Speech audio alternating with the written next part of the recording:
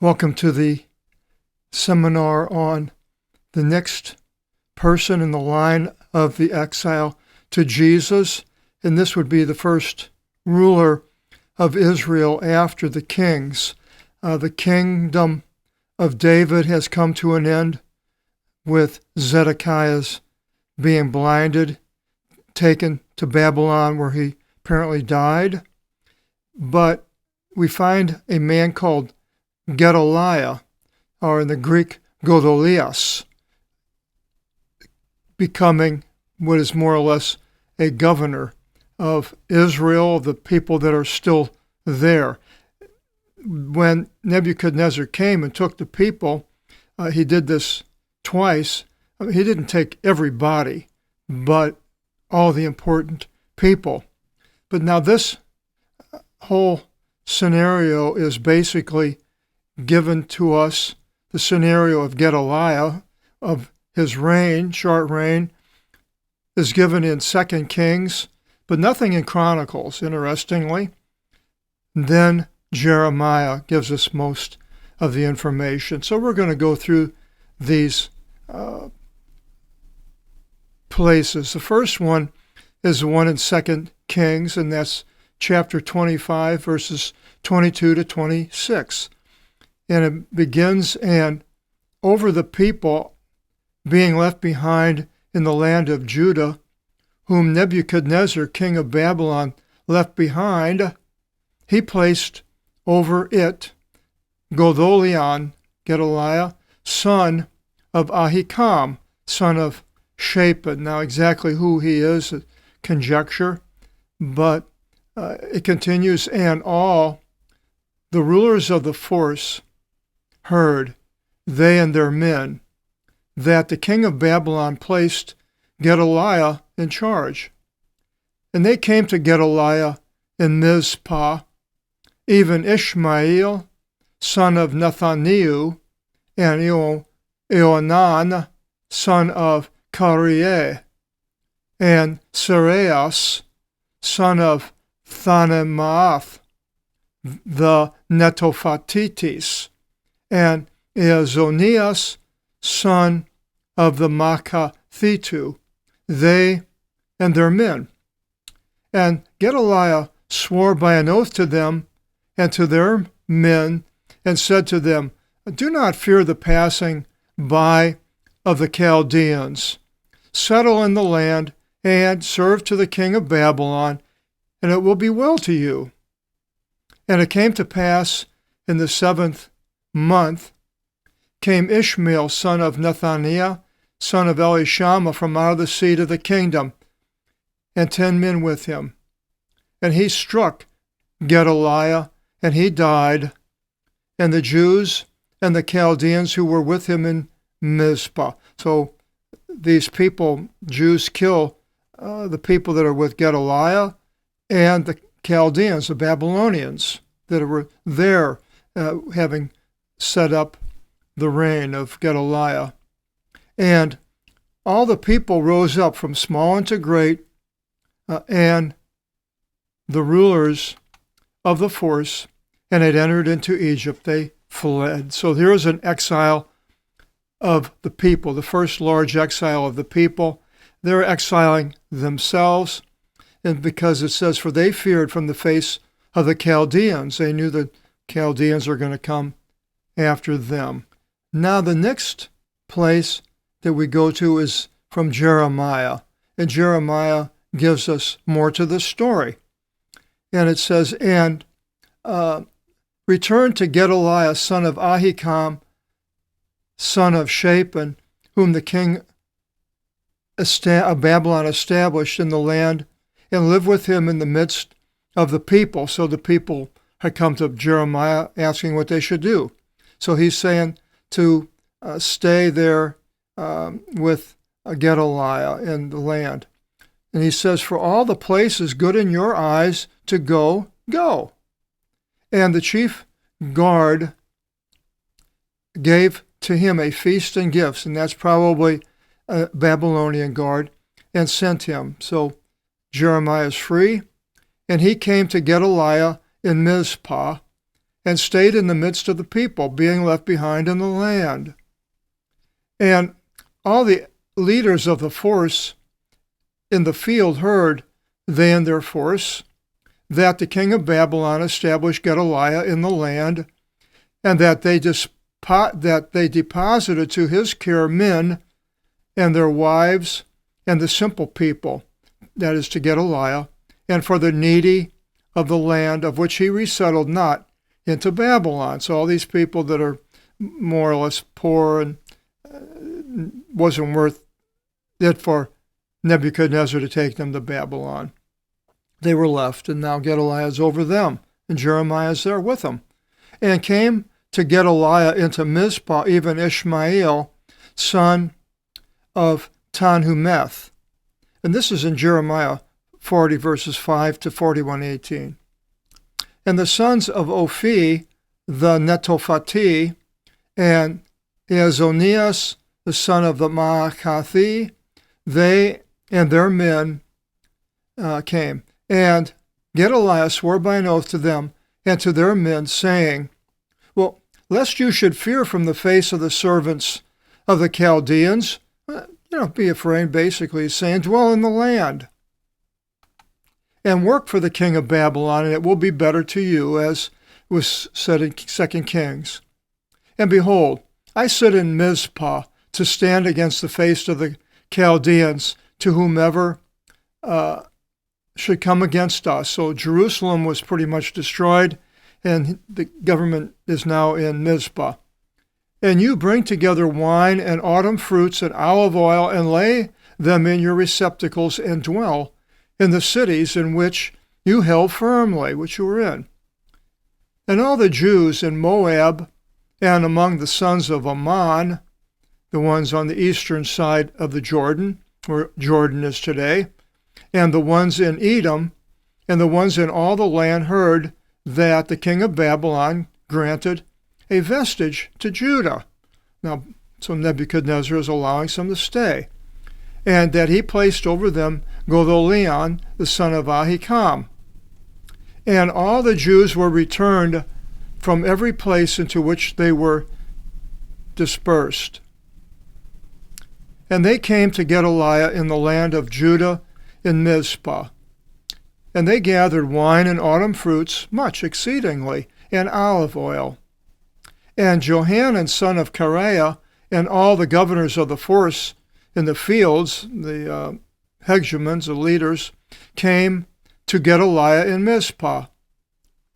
And they said to him, do you with knowledge know that Valis, king of the sons of Ammon, sent against you Ishmael, son of Nethaniah, to strike your life?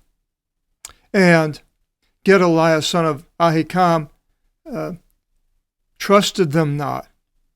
And Johanan, son of Kareah, said to Gedaliah secretly in Mizpah, I will go indeed, and I shall strike Ishmael, son of Nethaniah, and let no one know, lest he should strike your soul, and should scatter all Judah, being brought together to you, and they shall destroy the rest of Judah, they being the Babylonians. And Gedaliah said to Johanan, son of Kareah, you should not do this thing, for you speak lies concerning Ishmael. And it came to pass, in the 7th month came Ishmael, son of Nethaniah, son of Elishama, from the family of the king, and leaders of the king, that would probably have been Zedekiah, and 10 men with him to Gedaliah in Mizpah. And they ate bread together there. And Ishmael rose up, and the 10 men who were with him, and they struck Gedaliah by sword and killed him, whom the king of Babylon established over the land, and all the Jews being with him in Mizpah, and all the Chaldeans being found there. And Ishmael struck the men warriors of Gedaliah, apparently. And it came to pass in the 2nd day of his striking Gedaliah that not a man knew of it. Nobody knew. And there came men out of Shechem from Shiloh, and from Samaria 80 men, being shaven of beards, and having the garments being torn, upset because of what happened with the Babylonians over Jerusalem, and beating their chests. And gifts and frankincense was in their hands to placate Gedaliah, to carry into the house of the Lord. And Ishmael, son of Nethaniah, came forth to meet them from Mizpah, and they went and wept. They're all upset about what happened. Not Gedaliah, they don't know that Gedaliah has been killed by Ishmael. And Ishmael, he said to them, "Enter to Gedaliah." And it happened in their entering into the midst of the city that he, Ishmael, slew them at the well, he and the men with him. And 10 men were found there. And they said to Ishmael, "You should not do away with us, for there was with us treasures in the field, wheat and barley and honey, olive oil." And Ishmael passed by and did not do away with them, the 10 men, in the midst of their brothers, because they have something to give them. And the well into which Ishmael tossed all whom he struck was a great well. This is the one which King Asa made from fear in front of Baasha, king of Israel. This well Ishmael, son of Nethaniah, filled of slain ones. Takes all the bodies and throws them in there. And Ishmael returned, all the people being left behind in Mizpah. And the daughters of the king, who the chief guard deposited in the care to Gedaliah, son of Ahikam, and they set out unto the other side of the sons of Ammon. So they were going east instead of the other ones went to Egypt. And Johanan, son of Kareah, heard, and all the leaders of the force with him, all the evil things which Ishmael, son of Nathaniel, did. And he led all their encamped army and set out to wage war against him, Ishmael. And he found him at the water of the great pool in Gibeon. And it came to pass, when all the people with Ishmael saw Johanan, son of Kareah, and all the leaders of the force with him, they were glad, and they returned to Johanan. But Ishmael escaped with 8 men and set out towards the sons of Ammon. And Johanan took, and all the leaders of the force with him, all the remnant of the people who he returned from Ishmael, son of Nethaniah, from Mizpah.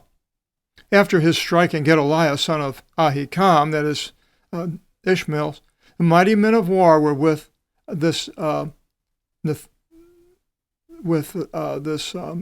Johanan. And the women and the rest of the things and the eunuchs whom he returned from Gibeon, and set out and stayed in Varoth Hamaam, and the King James says Chimham, by Bethlehem, to go into Egypt from the face of the Chaldeans, for they feared from their face, for Ishmael struck Gedaliah, whom the king of Babylon established in the land. Now it goes through a long period here of these people going to Egypt, and then with first asking Jeremiah if they should go to Egypt, and God said not to, but they went anyway, took Jeremiah with them, and there's a lot more to the story, but we're not going through everything in this period. But so just to let you know that happens. And then at the end, in Jeremiah 43, 4-7, we have the end of these people, and it says, "And Johanan, son of Kareah, and all the leaders of the force, and all the people hearkened not to the voice of the Lord to dwell in the land of Judah," that God told them to stay there when they asked Jeremiah. "And Johanan took, and all the leaders of the force, the whole of the rest of Judah, of the ones returning from out of all of the nations which they were scattered there, to dwell in the land of Judah." So all the people now are going to go and leave the exile. There are of the mighty men and the women, the infants remaining, and the daughters of the king, and the souls which Nebuzaradan, the chief guard of the Babylonians, left behind, with Gedaliah, son of Ahikam, and Jeremiah the prophet, and Baruch, son of Neriah, And they entered into Egypt, for they hearkened not to the voice of the Lord, and they entered into Tough-Phanes. Now, whether Jeremiah stayed there in Egypt all this time, or if he came back to Judah, or Babylon possibly, we know that Jeremiah continues talking or receiving letters and information from Babylon, the people of Babylon. So we're going to go into Jeremiah soon as another person of interest in the timeline from the exile to Jesus. Next, we might be doing Jeremiah because he covers all the period that we have went through so far, and we'll just go over highlights of Jeremiah, of what it talks about and what year he did this and that. It's not going to be an in-depth study of Jeremiah. He was somebody there, a prophet that was there, but there are others, and a lot of things happen. Hope you stay with us to find out how this all plays out until the time of Jesus and what happened between the testaments. Until then, God bless.